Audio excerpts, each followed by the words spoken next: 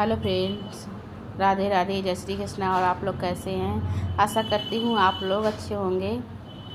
तो स्वागत है आपका अपने चैनल में।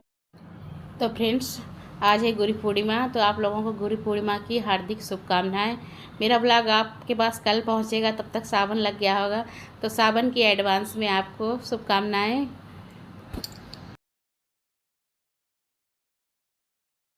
और भोले बाबा से यही प्रार्थना करती हूँ कि आपके जीवन में ढेरों खुशियाँ आएँ।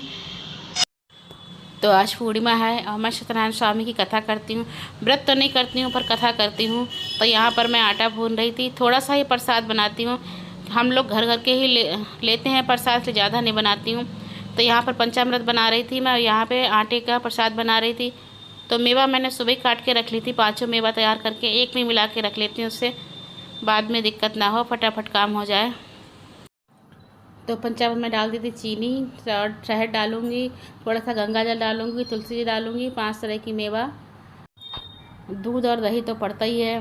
तो सारे सब सामान मिलाकर मैं प्रसाद बना लूँगी, उसके बाद करूँगी पूजा। तो प्रसाद भी मेरा तैयार हो। मुझे जितना पता है, जैसे पता है, मैं उतना कर लेती हूँ।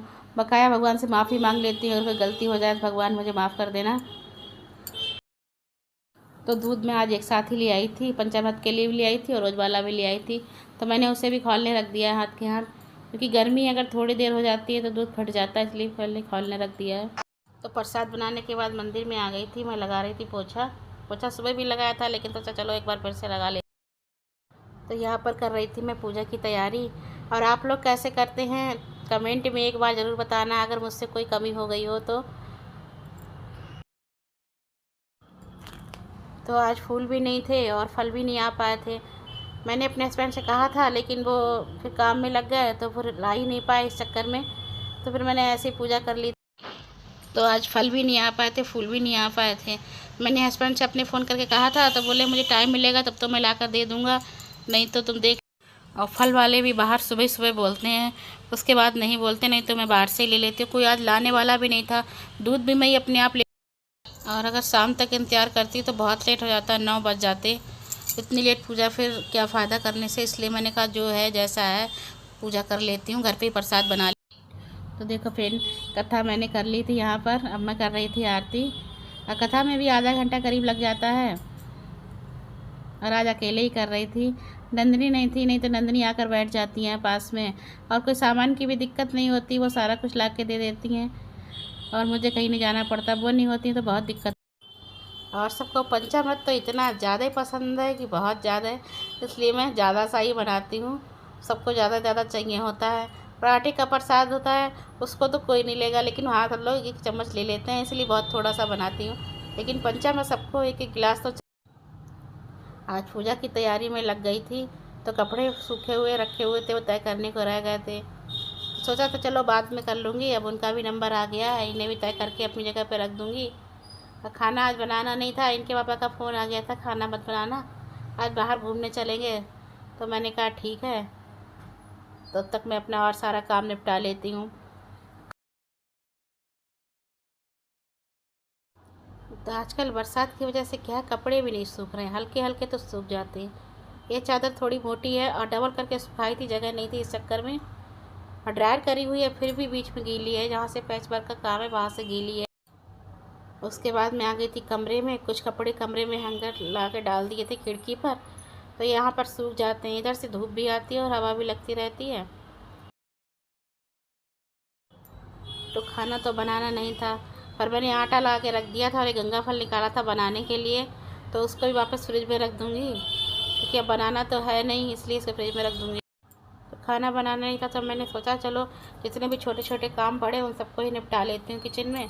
तो जो जहाँ पे रखना था वो सामान रख रही थी, और आटा भी लगा चुकी थी, तो वो आटा भी मैं फ्रिज में रख दूँगी निकाल के परात में से, और परात को भी धोकर रख दूँगी। ज़्यादा बर्तन नहीं है, जो भी थोड़े बहुत बर्तन हैं उनको भी अभी हाथ के हाथ धो के रख दूँगी, वरना फिर लौट के आकर धोना पड़ेंगे, इसलिए अभी धोकर ही इन बर्तनों को जाऊँगी सब। आज मेरे हस्बैंड का ही बाहर जाने का मन था, मैं खाना की तैयारी भी कर चुकी, अगर उनसे मना करती तो वो कहते कि लो आज मैंने कहा है तो मना कर दिया, इसलिए फिर मैंने उन्हें मना नहीं करा था। उसके बाद मैं आ गई थी कमरे में, मैंने कहा चलो कमरे का ही काम निपटाती हूँ। 8:30 बज चुके थे और ये देखिए मेज कैसी भर गई कपड़ों से। आज पहले इसको ही सही कर। तो ये देखिए, ये पर्स मैं अपना कई दिन से ढूंढ रही थी, जिसमें रोज़ के खर्चे के पैसे रखती हूँ, और वो इन कपड़ों में निकला। कई दिन से ढूंढ रही थी पर पता ही नहीं कहाँ रख गया था, तो आज वो भी मिल गया है। तो वही मैं देख रही थी और कपड़ों को भी सही कर रही थी, क्योंकि कपड़े रखने की जगह न होने की वजह से बहुत ही ज़्यादा दिक्कत है। एक कपड़ा निकालते हैं तो एक कपड़ा फैला के डाल देते हैं लोग। कितना भी इसको सही करते रहो, सुबह शाम थोड़ा बहुत तो सही करती हूँ, पर जिस दिन फुर्सत मिलती है उस दिन सारा एक साथ ही सही करती हूँ, सब कुछ हटाकर सही करती हूँ। तो मेज को मैंने साफ़ कर दिया था, झाड़ दी थी।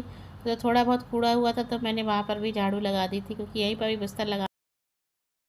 तो कमरे की सफाई करने के बाद मैं आ गई थी फिर से किचन में। दूध भी ठंडा हो गया था, तो मैंने सोचा चला भगवान जी का भोग लगा देती हूँ दूध का। 8:45 बज गए थे। और हम लेडीज़ का वैसे भी क्या है, कमरे से किचन और किचन से कमरे में दिन भर यही लगा रहता। तो लगा दूँगी भगवान जी का भोग और भगवान जी को भी सुला दूँगी अब, क्योंकि 9 बजने वाले हैं और 9 बज चुके थे। मेरे हस्बैंड अभी भी नहीं आए थे, तो मैंने कहा बर्तन भी धो देती हूँ। एक ही परात थी और ज़्यादा बर्तन थे नहीं, बस तो 1-2 गिलास वगैरह थे चाय वगैरह के, वो भी धोकर रख दूँगी। और पानी भर के रख गई थी परात, जिससे कि आटा फूल जाए तो फट जल्दी से साफ़ हो जाती है, नहीं तो फिर उसको देर तक छुड़ाते रहो आटा को, इसीलिए पहले परात भिगो देती हूँ। तो फिर से आ गई थी मंदिर में। चौकी पर बैठा लेते भगवान जी, उनको मंदिर में ही बिठा दे। और ये हमारे भगवान जी की छोटी सी चारपाई, भगवान जी इसी पर सोते हैं। और उनका गद्दा भी है, तकिया भी है और चादर भी है ओढ़ने की। तो अब भगवान जी के वस्त्र उतार कर उन्हें सुला दूँगी, क्योंकि इस समय गर्मी बहुत ज़्यादा होती है। तो फिर उन्हें ऐसे ही सुला देती हूँ चादर उड़ा के, और पंखा लगा दूँगी उनके लिए, और वो आराम से सो जाएंगे।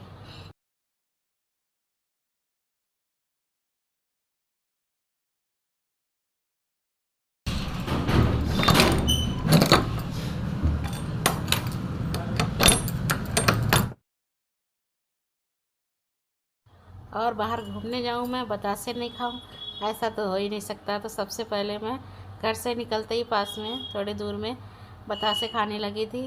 तो मैं इनसे कह रहे थे कि आप नहीं खाओ, बोले तुम खाओ, मैं खा रहा हूँ अभी।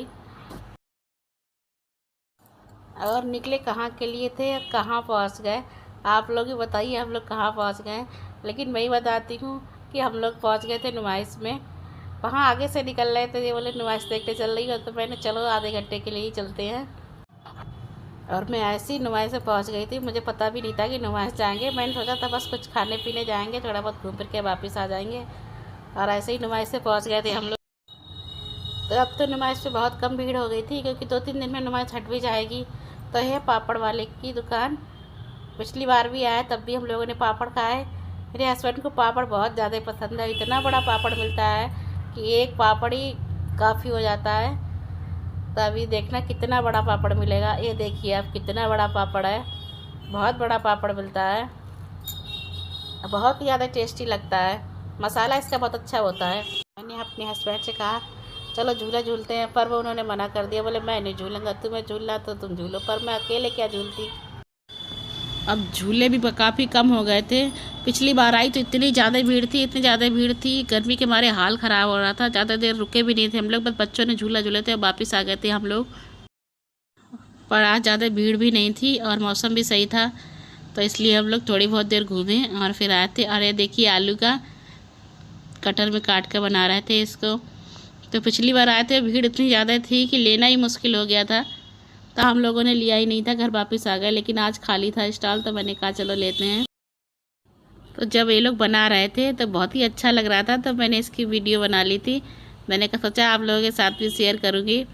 अब देखना एक आलू का ही इन्होंने सीख मिला के कितने बड़ा बना दिया। इसको किसी घोल में डिप करके और फिर इसको फ्राई करेंगे और तैयार हो जाएगा। तो आप लोग भी आ जाइए और खा लीजिए, बनकर तैयार हो गया है। तो आप लोग भी नुमाइश देख लीजिए। और आज का ब्लॉग यहीं तक, मिलती हूँ आपसे नेक्स्ट ब्लॉग में। अगर आपको मेरी वीडियो पसंद आती है तो लाइक करें, शेयर करें, सब्सक्राइब करें और प्लीज़ मुझे सपोर्ट करें। और जो भी मेरी वीडियो देखते हैं उनको लिए बहुत बहुत धन्यवाद, और मेरे चैनल को सब्सक्राइब करें। तब मिलती हूँ आपसे नेक्स्ट ब्लॉग में, बाय।